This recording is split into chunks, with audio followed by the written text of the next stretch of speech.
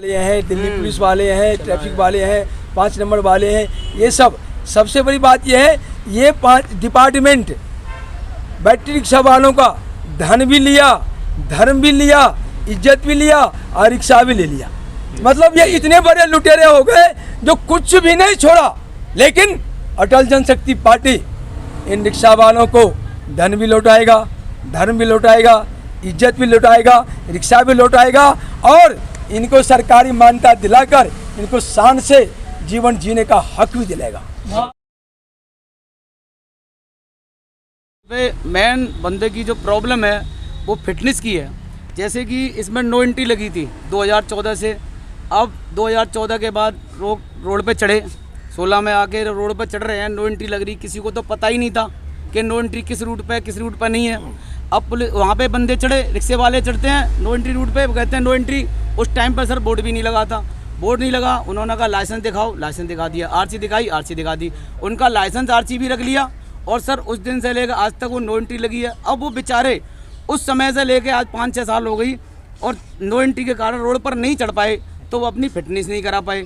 अब मेरा कहने का मेन मुद्दा सर ये है, जो रिक्शे वाला फिटनेस नहीं करा पाए, इनको ज़्यादा नहीं तो कम से कम साल या 2 साल का टाइम दे दें, जिससे वो अपनी फिटनेस करा रहे हैं। और बिगन नंबर वाले का जो है उनको भी थोड़ा टाइम दिया जाए, तो जिससे ये अपने रोड पे खुल के चल सकें। और सर इनको एक नो एंट्री खोल के इनको एक लाइन दे दी जाए, जिससे रिक्शे वाले चलें और टाइम। असल में फिटनेस पे है ना पेनल्टी लगा रखी है, 50 रुपये पर डे।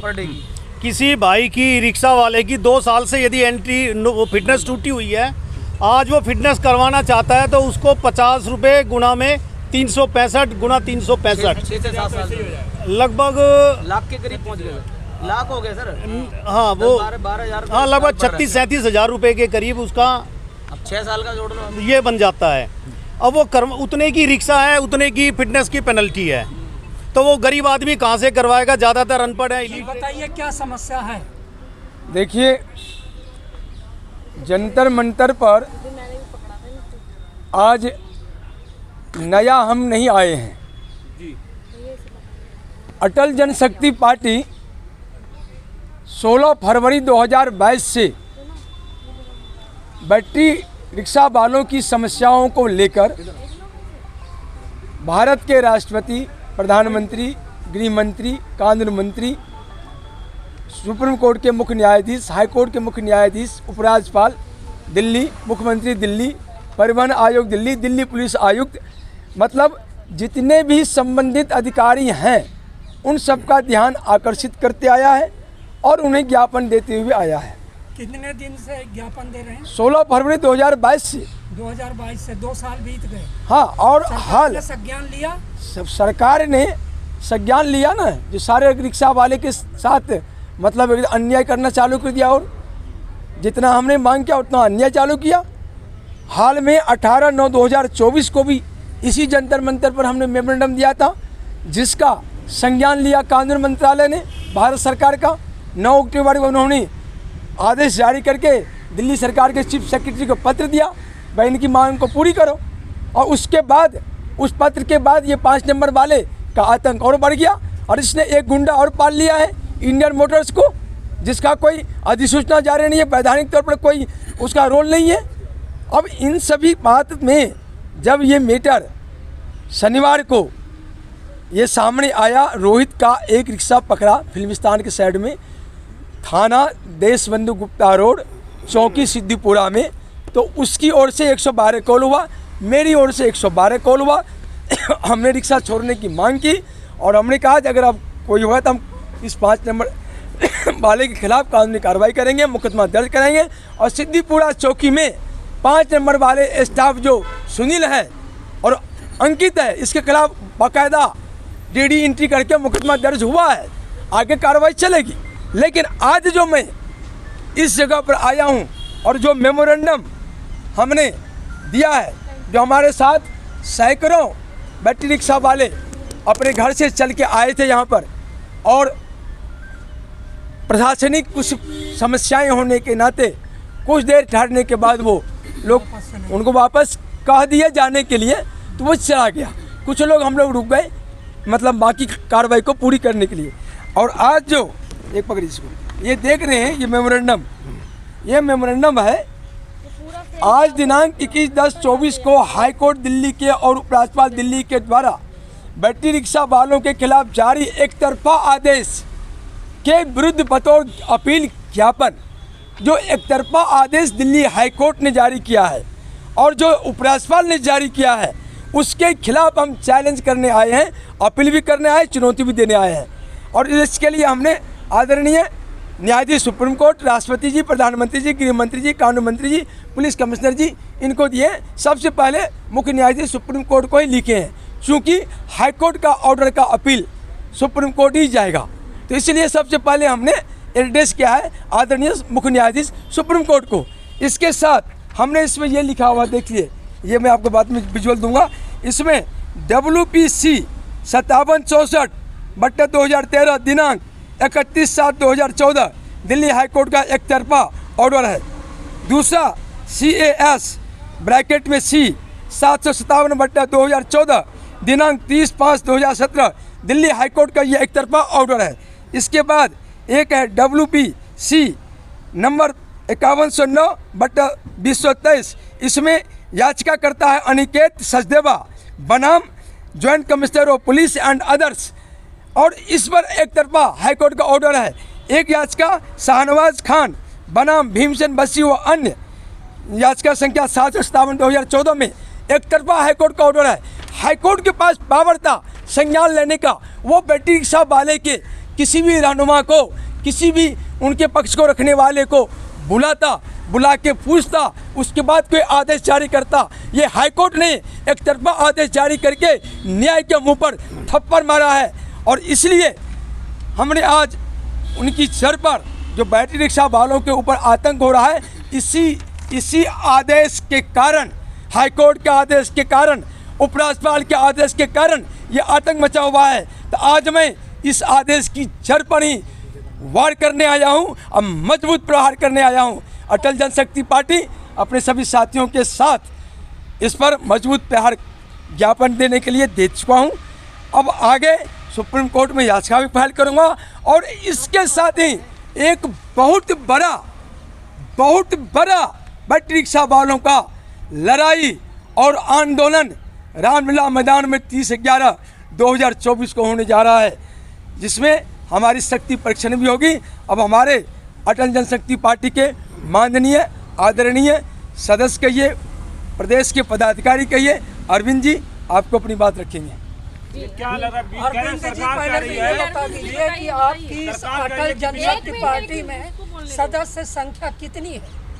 हाँ, देखिए, मैंने अभी नया ज्वाइन किया है, तो ज़्यादा मुझे संख्या का नहीं मालूम, वो बम जी महाराज ज़्यादा अच्छा बता पाएंगे। लेकिन मुझे ये मालूम है बम जी महाराज जो हैं, जो सामाजिक कार्य हैं उनमें सबसे आगे रहते हैं, और जो गरीब कुचले हुए मजदूर वर्ग है उनकी समस्याओं में सबसे आगे रहते हैं। ये बहुत कई सालों से ई रिक्शा वालों के लिए मेहनत कर रहे हैं, उनके लिए हक की आवाज़ उठा रहे हैं। चलिए ठीक है, बम जी ये बताइए, कोर्ट कह रही है कि जिसका फिटनेस है सिर्फ 1 लाख वही चलेगा, इस पे क्या कहना है? देखिए, अभी जो कोर्ट ने एक तरफा आदेश दिया है, उस एक तरफा आदेश को आज ज्ञापन देकर हमने चैलेंज कर दिया है, चुनौती दे दिया है, अपील कर दिया है। कानूनी भाषा में अपील कहिए, राजनीतिक भाषा में चुनौती कहिए, वो हमने दे दिया है। फिटनेस में दिक्कत क्या, कराना क्यों नहीं? मेरी बात, फिटनेस तो उसका होगा ना जो मोटर वाहन में आएगा, और जिसका फिटनेस तो फिर जाए। और जो स्कूटी है, बैटरी वाला स्कूटी, उसका फिटनेस क्यों नहीं कराते हैं, उसका लाइसेंस क्यों नहीं लेते हैं, उनका हेलमेट क्यों नहीं देखते हैं, उनको क्यों नहीं, मतलब उस पर कानून मोटर वाहन अधिनियम लागू होता है। बात यह है, एक साथ 2 कानून नहीं चलेगा, किसी के लिए कुछ, किसी के लिए कुछ, ये नहीं चलेगा। हालांकि जुडिशरी इस मामले में बदनाम है। जुडिशरी मतलब अहमियत को देखकर, लोगों की जो अहमियत है उसको देख के फैसला करती है।